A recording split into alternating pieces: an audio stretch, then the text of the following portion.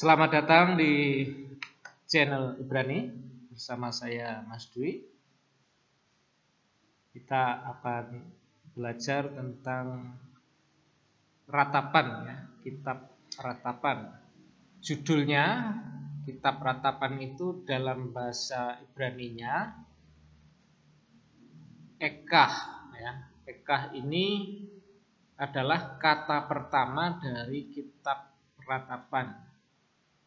Dalam bahasa Inggrisnya itu how ya, how bagaimana, atau dalam bahasa Indonesia diterjemahkan betapa ya, betapa. Nah, ini memang judul-judul dalam kitab Ibrani sebagian besar mengambil kata pertama dari ayat pertama. Nah, dalam kitab Septuaginta terjemahan Ibrani dalam bahasa Yunani ya, menggunakan kata trenoi. Ini bentuk jamak dari tunggalnya itu trenos. Ini dari bahasa Ibraninya kinah atau kinot jamaknya ya, artinya ratapan, atau kalau lebih tepatnya itu ratapan-ratapan ya, jamak. Nah, dalam bahasa Indonesia hanya diterjemahkan ratapan.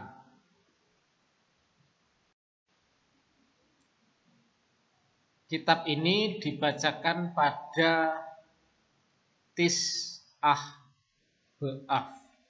Jadi ini masuk dalam Megillot dalam budaya Ibrani ya. Itu ada 5 kitab yang disebut dengan Megillot. Jadi itu dibacakan pada hari-hari tertentu. Misalnya Shir Hasirin atau Kidung Agung itu dibacakan pada hari Paskah. Dan ada lagi kitab Esther, Rut, dan termasuk Pengkhotbah juga. Nah, kemudian kitab ini ya, kitab ratapan ini pada hari Tis'ah B'Av. Apa itu Tis'ah B'Av? Dalam bahasa Inggrisnya itu 9 of Av ya, the 9 Av. Jadi Tis'ah ini artinya 9. Kemudian Av itu bulan Av ya. B itu preposisi ya. 9 bulan Av ya. B ini preposisi ya. Dalam bahasa Inggris the 9 Av. 9 Av.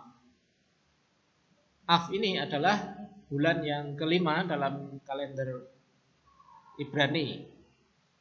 Kalau kita lihat di atas sini ya, nanti akan muncul.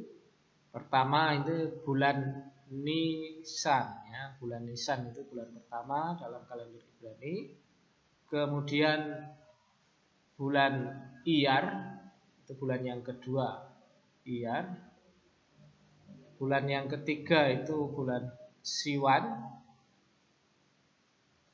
Bulan yang keempat itu namanya Tamus.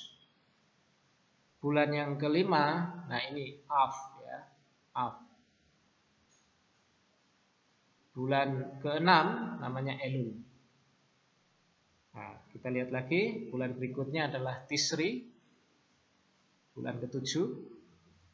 Selanjutnya Heswan, itu bulan ke-8. Lalu ada Kisle, itu 9, bulan ke-9 ya. Tefet, bulan ke-10. Lalu Sefat, bulan ke-11. Dan terakhir Adar, bulan yang ke-12 ya, bulan Adar. Nah, ini bulan Av, ini bulan yang kelima. Disinilah dibacakan kitab ratapan untuk orang Yahudi ya. Di bulan ini tanggal 9. Jadi kalau dikonversi ke kalender kita internasional itu sekitar bulan Juli atau Agustus. Nah, ini kalau kita lihat ya, di bulan pertama mereka Nisan, itu Maret atau April, kemudian IAR itu April Mei, Siwan itu Mei Juni, Tamus itu Juni Juli. Nah, bulan Av, ini bulan Av ya, bulan yang kelima itu sekitar Juli atau Agustus. Nah, jadi kitab ratapan ini dibacakan pada sekitar bulan Juli atau Agustus ya. Bulan yang kelima, bulan Av pada tanggal 9. Nah, untuk apa ratapan ini? Untuk memperingati kehancuran Yerusalem dan Bait Allah. Nah, memang ada dua peristiwa yang sangat bersejarah dan sangat menyakitkan bagi bangsa Yahudi ya. Tahun 586 di mana tentara Babel menghancurkan Yerusalem, menghancurkan Bait Allah ya. Kemudian peristiwa lagi yang juga tidak kalah dahsyatnya itu tahun 70 Masehi di mana Jenderal Titus dari Roma menghancurkan Yerusalem dan Bait Allah. Nah, ratapan ya, kitab Ekah tadi, penulisnya itu memang dalam kitab ini tidak dijelaskan nama penulis, tapi menurut tradisi tokoh-tokoh gereja seperti Origenes itu abad kedua dan ketiga Masehi ya, dan Hieronymus itu abad keempat berpendapat bahwa kitab ini ditulis oleh Nabi Yeremia ya. Jadi dari tradisi kita meyakini bahwa kitab ini ditulis oleh Yeremia. Nah, dalam LXX atau Septuaginta ini memasukkan nama Yeremia dalam judulnya, atau lebih tepatnya itu ada kata-kata pembukaan dalam versi Septuaginta kira-kira kalau diterjemahkan begini ya. Dan terjadilah setelah Israel dibawa ke dalam pembuangan dan Yerusalem dibuat sunyi, Yeremia duduk menangis dan meratapkan ratapan ini mengenai Yerusalem. Itu dalam Septuaginta. Kemudian ada ayat-ayat gaya ratapan dalam kitab Yeremia. Yeremia misalnya 7 ayat 29, 8 21, 9 ayat 1 dan seterusnya. Bisa dicek ya.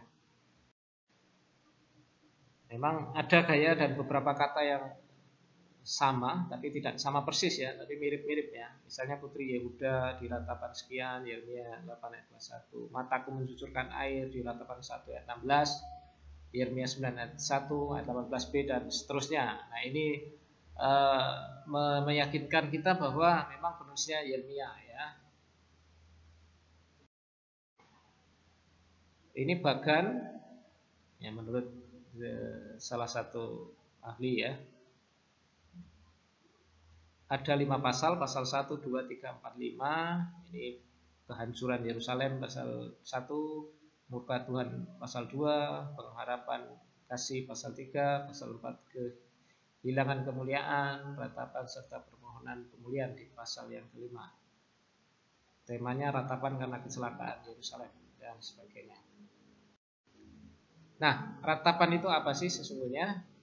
Ratapan merupakan sebuah kidung ungkapan kesedihan mendalam atas kematian dan penguburan. Yeremia menulis kitab ratapan untuk menyatakan keberdukaan atas tragisnya kehancuran Yerusalem dan pembuangan penduduk Yerusalem ke Babel ya. Mungkin di daerah-daerah tertentu di Indonesia ada juga ya orang yang meratap sambil menyanyikan lagu-lagu kesedihan karena ada orang yang meninggal. Nah, di sini ratapan ini menangis, meratapi karena tragisnya kehancuran Yerusalem dan pembuangan penduduk gitu ya. Nah, jumlah ayat, ini jumlah ayatnya menarik kalau kita perhatikan ya. Kitab ratapan ini pasal 1 ini 22 ayat. Lalu pasal 2 juga 22 ayat. Di pasal 3 itu 22 kali 3, di 66 ayat ya. Pasal 4 itu 22 ayat. Pasal 5 juga 22 ayat. Nah, kenapa? Nah, kita nanti akan belajar tentang karya sastra akrostik ya. Kemudian abjad Ibrani 22, sin dan sin jadi satu. Nah, kita akan melihat ya karya sastra akrostik itu seperti apa. Ini contoh puisi akrostik ya. Misalnya negaraku kan Indonesia. Nah, perhatikan warna merah ini ya. Ya, yang di depan ini ya. Jadi Indonesia N, negeriku yang kucinta. D. Dari Sabang sampai Merauke. 4. Oh indahnya pulau-pulaumu. N. Negeriku. E. Elok rupawan alamu. S. Selalu akan kurindu. I. Indonesia kebanggaanku. A. Akan selalu kuingat namamu. Jadi perhatikan di ini ya. I N D O N E S I A. Jadi akrostiknya di sini ya. Huruf-huruf awalnya ini sudah ditentukan. Indonesia. Ini kalau dibaca ini dari atas ke bawah itu Indonesia. Nah, Yeremia menulis ratapan dengan model gaya akrostik ini. Tetapi huruf pertamanya itu sesuai dengan huruf abjad Ibrani. Alef, Bet, Gimel, Dalet, He, Wo, dan seterusnya. Ya, makanya disebut akrostik alfabetis. Nah, seperti ini ya. Pasal 1 ayat 1 dimulai dengan huruf alef ya. Ekah. Pasal kedua itu diawali dengan huruf B. Pasal ketiga ayat ya. Ayat 1 pasal 1 ayat 1 itu dimulai huruf alef, pasal 1 ayat 2 dimulai huruf Bet, pasal 1 ayat 3 dimulai huruf Gimel, pasal 1 ayat 4 dimulai huruf Dalet, kemudian ayat 5 dengan He ya, dan seterusnya sampai 22. Karena huruf Ibrani berjumlah 22 ya. Sin dan Shin itu dianggap satu ya. Nah, itu makanya disebut dengan akrostik alfabetis sesuai dengan huruf abjadnya. Nah, ini contohnya ini ya. Jadi ayat 1 pasal 1 dimulai dengan huruf alef nih ya. Ekah. Ekah. Oh, betapa, betapa. Kemudian huruf Bet itu ayat 2, baku, menangis ya. Kemudian Galtah, ini ayat yang ketiga. Nah, ayat yang keempat itu huruf Dalet ya. Darke, jalan, dar, D. Kemudian He, Hayu, Wow, yang ke-6 ya. W, Wa, Yetse. Nah, seperti ini. Jadi Yeremia menulisnya bagus sekali ya. Alef, Bet, Gimel, Dalet, He, Wow, dan seterusnya sampai ayat 22. Karena itu setiap pasal isinya 22 ayat. Nah, untuk pasal 3 itu per 3 ayat ya. Alef, alef, alef, bet, bet, bet, gimel, gimel, gimel begitu.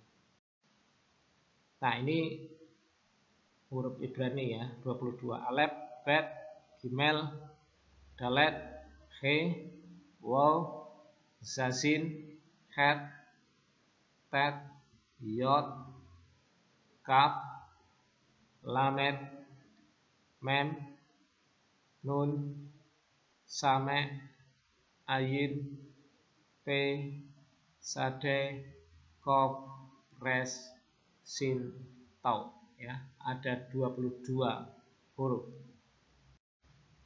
Nah, pasal 1 ya, 22 ayat sesuai dengan hurufnya 22 tadi ya, akrostik alfabetis. Pasal 2 22 ayat juga, ini juga akrostik alfabetis ya. Kemudian pasal 3 22 kali 3 66, ini juga akrostik alfabetis ya, setiap 3 ayat ya. Kemudian pasal 4 itu 22 ayat akrostik juga alfabetis ya, akrostik alfabetis. Tapi pasal 5 ayat 22 enggak, ini bukan akrostik alfabetis. Jadi ini menggambarkan kehancuran total kerajaan Yehuda dan Yerusalem. Jadi kehancuran total ini ya, yang pasal-pasal 1, 2, 3, 4 itu betul-betul rapi, tersusun ya. Ini pasal 5 itu amburadul begitu. Jadi gambaran dari kehancuran total kerajaan Yehuda dan Yerusalem. Nah, ada beberapa komentar ahli tentang kenapa seperti itu ya. Susunan seperti ini selain untuk mempermudah penghafalan juga, pertama, susunan ini menyampaikan gagasan bahwa ratapan-ratapan ini lengkap, meliputi segala sesuatu dari A sampai Z ya, alef hingga tau. Jadi lengkaplah ratapan itu. Yang kedua, dengan menyusun semua ratapan demikian, sang nabi dibatasi untuk terus-menerus meratap dan menangis. Semua ratapan ada akhirnya. Sebagaimana halnya suatu saat pembuangan akan berakhir dan Yerusalem akan dibangun kembali ya. Ratapan itu ada akhirnya. Setelah alef, bet, gimel sampai tau sudah habis ya. Jadi ada harapan baru. Nah, ratapan tidak pernah dikutip dalam perjanjian baru, ya, memang tidak pernah dikutip. Nah, apa relevansinya kalau begitu? Ya, kita diingatkan akan akibat dosa dan kepastian hukuman ilahi. Ya, dosa selalu berakibat buruk, ya, dan hukuman Tuhan itu pasti. Lalu kita diingatkan bahwa anugerah dan belas kasih Allah tersedia bagi orang yang bertobat. Tapi ada berita baiknya, ada anugerah dan belas kasihan bagi yang bertobat. Nah, secara teologi ada hal yang menarik dalam kitab Ratapan. Jadi tidak semata-mata itu berbicara tentang murka Allah, tetapi ada kebaikan Allah. Ya. Kehancuran Yerusalem dan bait Allah serta pembuangan ke Babel bukanlah situasi yang terburuk yang dialami oleh bangsa Yehuda. Ya. Tuhan kan bisa saja membuat hukuman lebih dahsyat, misalnya memusnahkan, atau dia juga bisa memutus perjanjiannya dengan bangsa Yehuda. Ya, bisa saja diganti dengan bangsa yang lain, tapi Tuhan tidak lakukan semua itu. Tuhan tidak lakukannya karena Dia masih sayang, ya, masih ada kebaikan bagi bangsa Yehuda.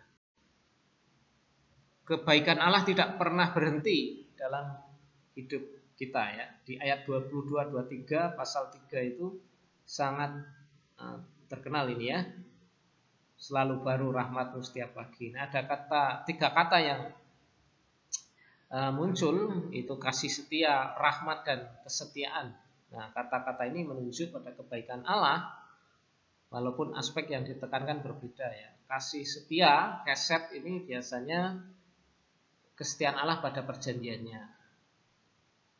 Jadi dalam konteks perjanjian. Kemudian rahmat, rohamin, ya, identik dengan belas kasihan. Ini kalau lihat akarnya itu seperti rahim, gitu ya. Rahim seorang ibu yang untuk anak-anaknya, gitu ya. Jadi ini juga kebaikan Tuhan. Kesetiaan, emunah, itu mengarah pada kepastian atau keteguhan dalam melakukan sesuatu. Ya, jadi ada tiga kata yang muncul: kasih setia, rahmat, dan kesetiaan. Nah, ini semua merujuk kepada kebaikan Tuhan. Nah, di tengah kesedihan, Yeremia mampu melihat kebaikan Tuhan. Bagaimana dengan kita? Di tengah situasi yang sulit ini, mampukah kita melihat kebaikan Tuhan? Oke, sekian dan terima kasih sudah menonton. Jangan lupa like and subscribe.